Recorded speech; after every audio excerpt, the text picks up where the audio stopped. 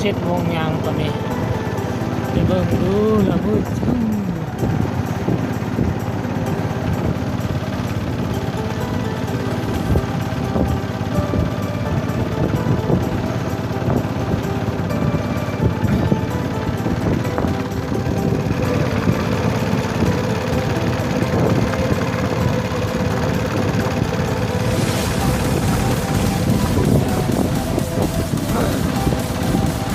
ก็น้ำอุ่นๆเรื่องแตกไป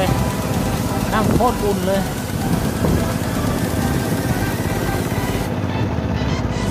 แช่น้ำดีกว่ามานั่งอยู่เทิงเฮือนี่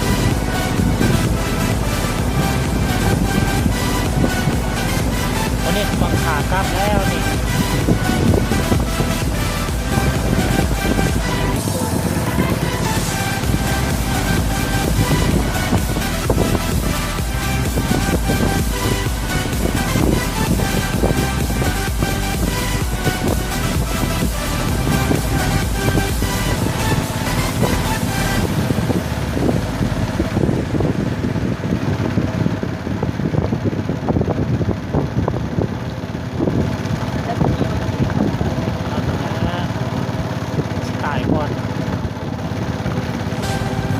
แค่สกีเราดูหนาวเนาะแข็งเลยเนาะแต่มันอุ่นว่ามันถึงน้ำ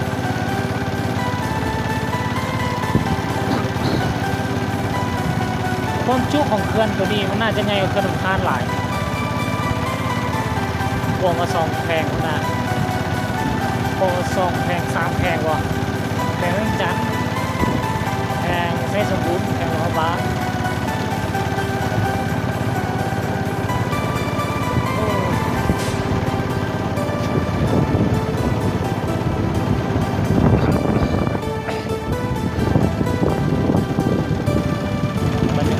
รอบ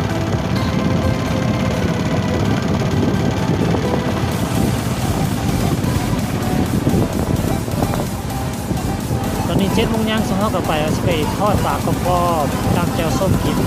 ประมาณ9 โมงสมมติจะออกมาเที่ยวที่2วันตึกเว็บบ้านแหบัดนี้วันนี้เขาเบ็ดขั้นสั้นถ่ายสั้นมันว่าที่จะต้องอยู่ใกล้แคมป์ฟังเนี่ยมันบอกว่าใจกลางมันป่าใหญ่อยู่ในป่าน้อยครับที่เราปีนี้มีแผนแล้วของพ่อเสื้อมีลงมันเลยมัดในลำโยนเขากลางวางมันเลยดึงเข้ามาใส่เป็นคนตึกป่าอยู่ทะเลนะเขาอย่างของเขาปลาเจ้าอยู่แถวกล้องเดลิเซียนแล้วใส่มือตึกดอกของมือคันไหมสิลองชูมันก่อนในขี้กี่เดือนเนี่ยมันจะกินโอเคอยู่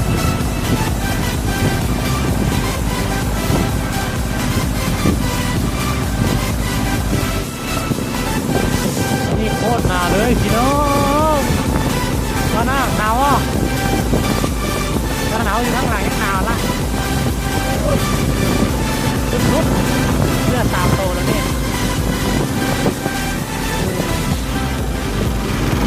เฮ้ยบอกเข้าเสื้อ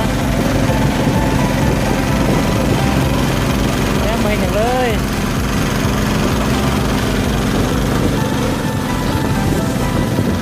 มันย้อนเฮือนแล้วตัวนี้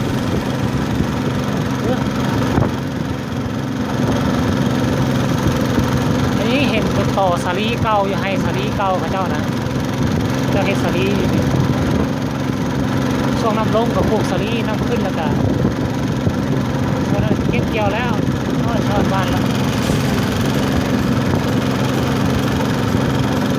มีคนหาปลาอยู่คน2-3 คนพูดว่ากล้องสิเห็นบ่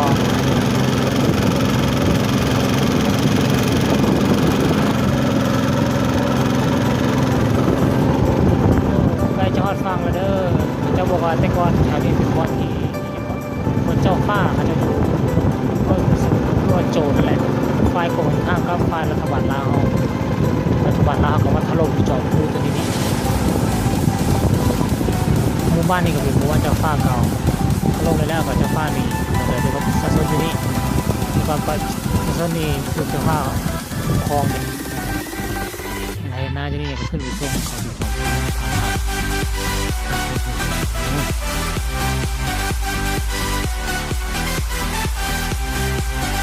ท่านว่าเป็นเคยอยู่บ้านนี้ครับคือที่มดนะครับมันจะให้หา ปลาให้เขาตายกินแล้วสิมือเอาไปดูก่อนด้วยจะหายละ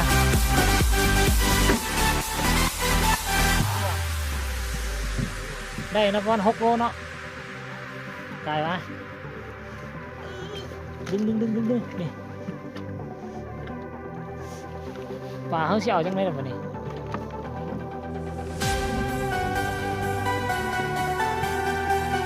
ใส่มองมาแล้วก็ยังถามว่าเชี่ยวจังไหนเนาะสุดยอด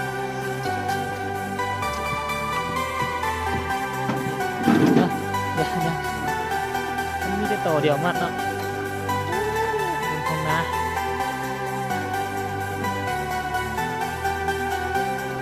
เล่นทราบแป๊บเสริมเลยเนาะเสียวให้พี่น้องวังเด้อมันมีน้ำหลอกข้างนะ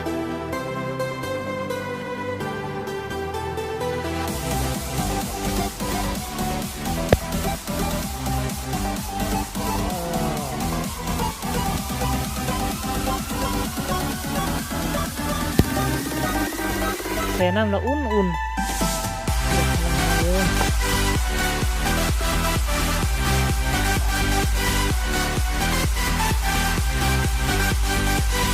ตอนนี้คุณโหเก็บป่าแล้วคุณว่าคุณได้กระสอบขึ้น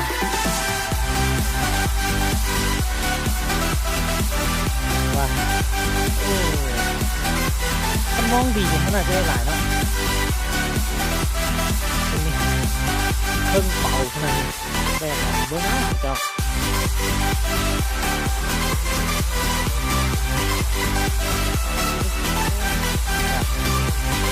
มันมีช่วงน้ำแห้งน้ำแรงน้ำมันขึ้นก่อนจุดที่มันห้าน้ำลงก่อนช่วงนั้นพอเดือนน้ำขึ้นมันปลาไหลสิล่ะ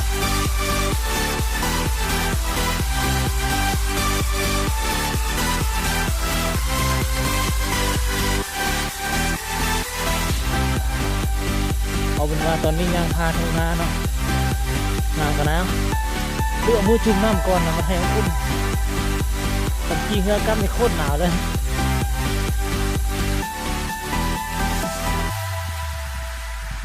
สดห่อนๆเลยนี่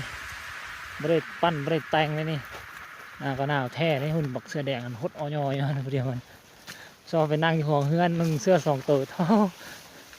โอนิตี้3 ตัวอย่างจีตายนะ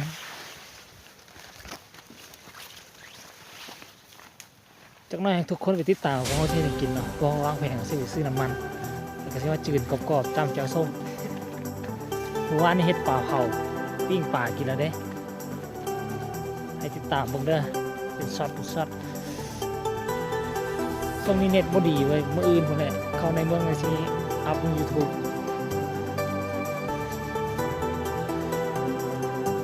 ตอนนี้กันเด้อติดตามเจอกันอยู่บ้านตอนนี้พวกเขาคอนเทิร์นแล้วบอกเอาก่อนเลย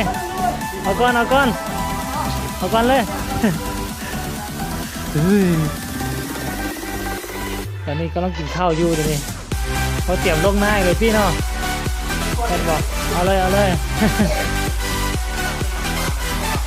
อาตัวเก่าว่านี่มันจืดอะไรพี่นะเอามาคนชื้นเอาป่าเนี่ยมันต้นเกลือไหม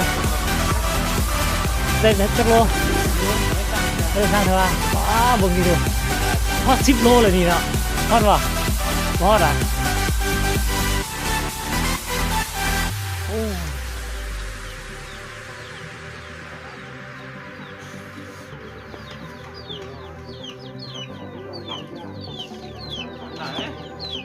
ทอดนี่เลยจืดนี่เลย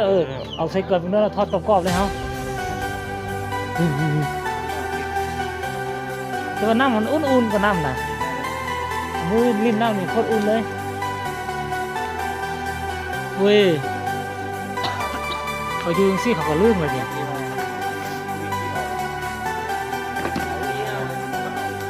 เอา ในเลือกเอาตัวเอาน้อยทำมาจืดนะเอาปลาเอาตัวเย็นกันเอาตัวเอาน้อยทำมาจืดมันจะแซ่บ